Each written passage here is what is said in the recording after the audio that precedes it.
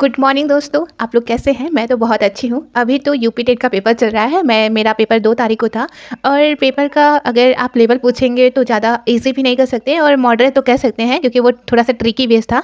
और पिछले मतलब बहुत दिन से पढ़ाई करना पड़ रहा था, तो इसकी वजह से मैं वीडियो नहीं बना पा रही थी। तो सोचा आज मेरा पेपर खत्म हो गया है, तो आज वीडियो बनाते हैं और बताते हैं ओवरव्यू कि कैसा गया पेपर और कैसा आया था पेपर का पैटर्न।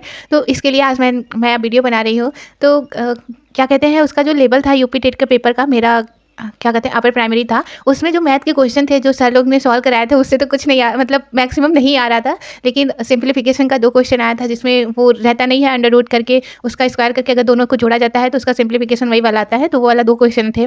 और जो क्यूब वाला क्वेश्चन रहता है 1/x की power cube plus x cube वाला जो क्वेश्चन रहता है, उसका भी क्वेश्चन दिया था। वो घात 5 तक दे दिया था और इतना ज़्यादा मल्टीप्लिकेशन हो रहा था कि समझ ही नहीं आ रहा था कि कैसे सॉल्व किया जाए। बट ओवरऑल आप समझ सकते हैं कि इतना भी मतलब कठिन नहीं था। और मुझे सीडीपी तो ओवरऑल मतलब उससे लैंग्वेज तो सही लग रहा था सीटेट का, क्योंकि सीटेट का मतलब बहुत ज़्यादा लेंदी देता है। यूपी टेट का फैक्ट बेस हम लोग देख रहे थे, लेकिन इस बार भी थोड़ा-सा पूछा था क्वेश्चन, लेकिन ये था कि ज़्यादा लेंथी क्वेश्चन नहीं लग रहा था, नॉर्मल देख के आप पहचान सकते थे। और रही बात क्या कहते हैं सीडीपी और किससे ज़्यादा क्वेश्चन पूछ रहे हैं, तो किशोरावस्था से ज़्यादा क्वेश्चन पूछ रहे हैं। प्लीज़ आप लोग वो पढ़ के जाइएगा। और उसमें मतलब एक क्वेश्चन मतलब जितना भी किशोरावस्था का क्वेश्चन पूछा था, उसमें एक क्वेश्चन मतलब प्रतिवर्ती रिफ्लेक्शन वाला कुछ करके ऑप्शन दे रहा था, जिससे उसको समझना बहुत मुश्किल हो रहा था। तो अगर आप लोग अच्छे से पढ़ के जाएँगे किशोरावस्था, तो हमको लगता है तो 1, 2, 3 क्वेश्चन तो आ ही सकता है, क्योंकि मेरे में तो 4 या 5 क्वेश्चन थे।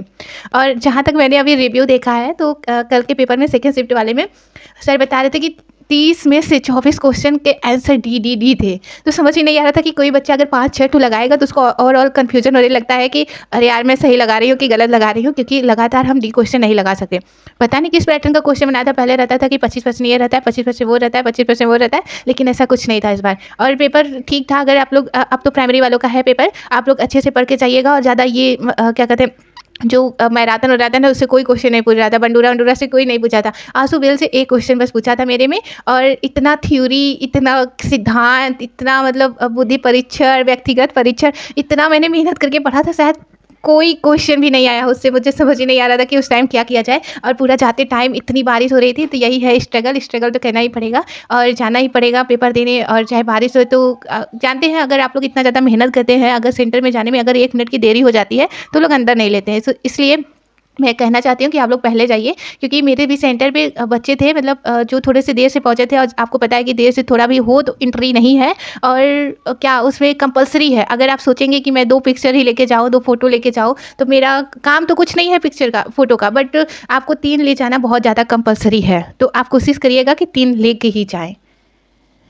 रही ओवरऑल, तो ओवरऑल ठीक ही गया पेपर।